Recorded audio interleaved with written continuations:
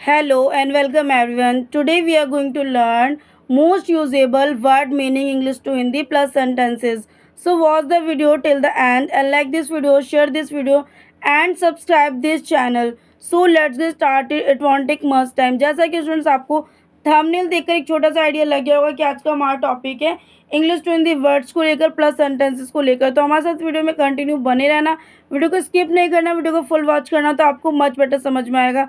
तो आइए स्टार्ट करते हैं। तो आइए स्टूडेंट बात करते हैं आपके फर्स्ट वर्ड को लेकर। फर्स्ट वर्ड है आपका both of us.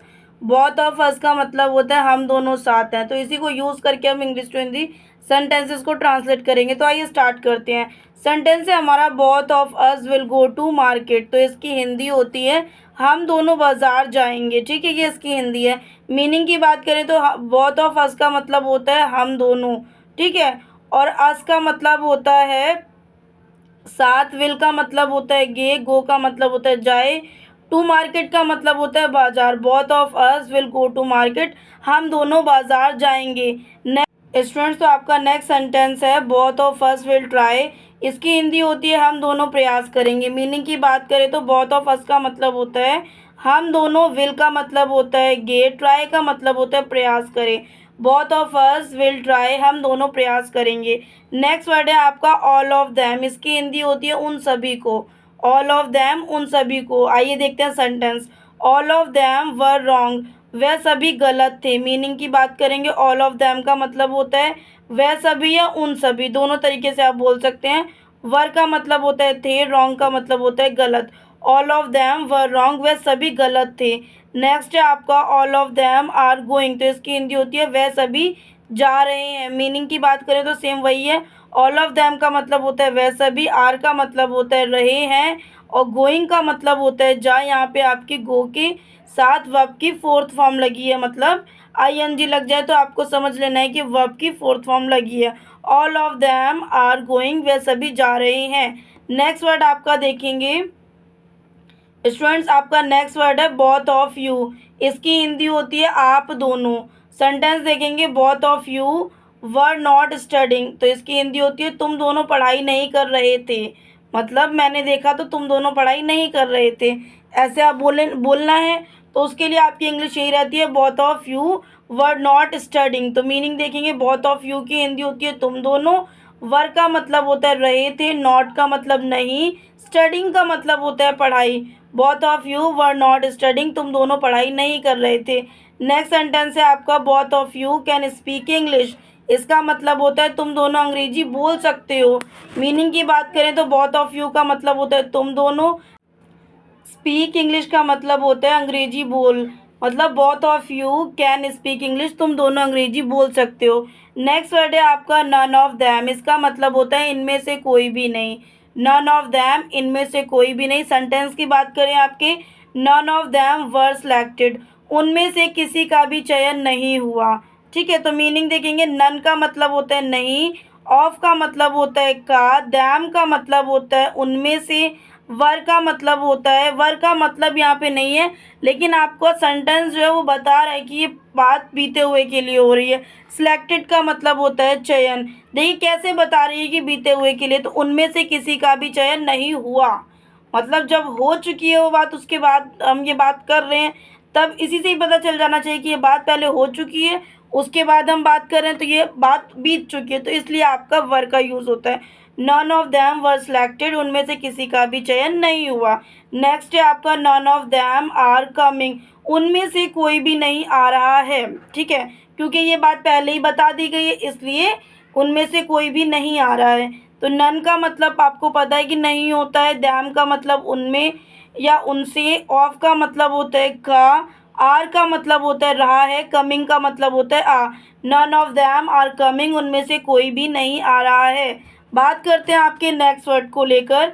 Next word है आपका बोथ ऑफ दैम। इसकी हिंदी होती है वह दोनों। ध्यान दीजिए, बोथ ऑफ दैम वह दोनों। सेंटेंस देखेंगे both of them are coming, दोनों आ रहे हैं। बात करते हैं मीनिंग की, तो बोथ ऑफ दैम का मतलब होता है दोनों या वह दोनों। आर का मतलब होता है रहे हैं, कमिंग का मतलब होता है आ। Both of them are coming, दोनों आ रहे हैं। नेक्स्ट है आपका both of them are innocent, दोनों ही निर्दोष हैं। अब मीनिंग की बात करें तो आपको बोथ ऑफ देम का पता है, दोनों होता है। आर का मतलब होता है और इनोसेंट का मतलब आप निर्दोष भी कह सकते हैं, मासूम भी कह सकते हैं। Both of them are innocent, दोनों ही निर्दोष हैं। नेक्स्ट वर्ड है आपका नन ऑफ द, तो इसकी हिंदी होती है इनमें से कोई नहीं। सेंटेंस की बात करें आपके, none of the witnesses want to testify, तो इसकी हिंदी होती है कोई भी गवाह गवाही देना नहीं चाहता। बात करते हैं मीनिंग की, तो नन का मतलब होता है नहीं, विटनेसेस का मतलब होता है गवाह, वांट्स टू टेस्टिफाई मतलब गवाही नहीं देना चाहता।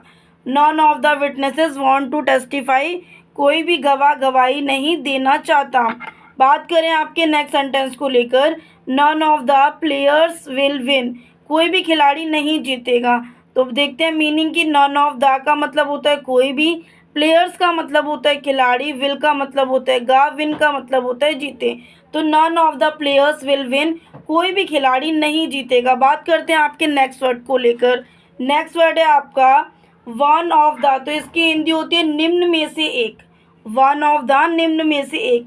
सेंटेंस की बात करें, one of the two toys is missing, दोनों खिलौनों में से एक गायब है। तो ध्यान दीजिए यहाँ पे ये वाला टू नहीं आएगा, यहाँ पे आपका ये दो बताने वाला टू आएगा, TWO वाला टू आएगा, क्योंकि यहाँ पे दो खिलौनों की बात हो रही है। अब बात करते हैं मीनिंग की, वन ऑफ द का मतलब होता है दोनों में से, टॉयज का मतलब होता है खिलौने, मिसिंग का मतलब होता है गायब।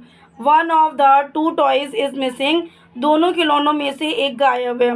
बात करते हैं आपके नेक्स्ट सेंटेंस को लेकर, one of the chargers is not working, एक चार्जर काम नहीं कर रहा है। मीनिंग की बात करें आपकी, तो नन ऑफ द का मतलब आपको पता चल गया है कि निम्न में से एक होता है, चार्जर्स का मतलब चार्जर होता है, नॉट का मतलब नहीं होता है, वर्किंग का मतलब होता है काम। None of the chargers is not working, एक चार्जर काम नहीं कर रहा है। नेक्स्ट वर्ड है आपका सम ऑफ द, तो इसकी हिंदी होती है कुछ की।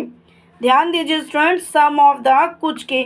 बात करें आपके सेंटेंस को लेकर, तो some of the pictures are good, तो इसकी हिंदी होती है कुछ चित्र अच्छे हैं। मीनिंग की बात करते हैं आपके, तो पिक्चर्स का मतलब होता है चित्र, गुड का मतलब होता है अच्छे। Some of the pictures are good, कुछ चित्र अच्छे हैं। नेक्स्ट सेंटेंस है आपका, some of the people did not vote, कुछ लोगों ने वोट नहीं दिया। तो मीनिंग देखेंगे आपके, पीपल का मतलब होता है लोग, डिड का मतलब होता है था, नॉट का मतलब होता है नहीं, वोट का मतलब होता है vote. Some of the people did not vote, कुछ लोगों ने वोट नहीं दिया। बात करते हैं आपके नेक्स्ट वर्ड को लेकर। नेक्स्ट वर्ड है आपका मोस्ट ऑफ द, इसका मतलब होता है के सबसे। For example, most of the students are speaking English, तो इसका मतलब होता है अधिकांश छात्र अंग्रेजी बोल रहे हैं। तो मीनिंग देखेंगे आपका, मोस्ट ऑफ द का मतलब होता है के सबसे, स्टूडेंट्स का मतलब होता है छात्र, आर का मतलब होता है रहे हैं, स्पीकिंग इंग्लिश का मतलब होता है अंग्रेजी बोल। Some of the students are speaking English, अधिकांश छात्र अंग्रेजी बोल रहे हैं। बात करते हैं आपके नेक्स्ट सेंटेंस को लेकर, तो most of the members are not talking, अधिकांश सदस्य बात नहीं कर रहे हैं। तो मीनिंग देखेंगे आपके, मोस्ट ऑफ द का मतलब होता है अधिकांश या के सबसे, ठीक है। मेंबर्स का मतलब होता है सदस्य, आर का मतलब होता है रहे हैं, नॉट का मतलब नहीं, टॉकिंग का मतलब होता है बात। Most of the members are not talking, अधिकांश सदस्य बात नहीं कर रहे हैं। नेक्स्ट है आपका वन ऑफ देम, इसकी हिंदी होती है उन्हीं में से एक। सेंटेंस देखेंगे स्टूडेंट्स आपका, only one of them can do it, तो इसकी हिंदी होती है उनमें से केवल एक ही ऐसा कर सकता है। मीनिंग देखेंगे, ओनली का मतलब होता है केवल, वन का मतलब होता है एक, देम का मतलब होता है उन्हीं, कैन का मतलब होता है सकता है, डू का मतलब होता है करना, और इट का मतलब होता है इसे या ऐसा। Only one of them can do it, उनमें से केवल एक ही कर सकता है। नेक्स्ट सेंटेंस है आपका, one of them will get first rank, उनमें से एक को प्रथम रैंक मिली है। मीनिंग देखेंगे आपके, देम का मतलब होता है उनमें से, विल का मतलब होता है ग या गी, फर्स्ट का मतलब होता है प्रथम, रैंक का मतलब होता है रैंक, गेट का मतलब होता है प्राप्त या मिली, ठीक है। One of them will get first rank. तो ये थे स्टूडेंट्स आपके 1 to 10 short phrases plus sentences.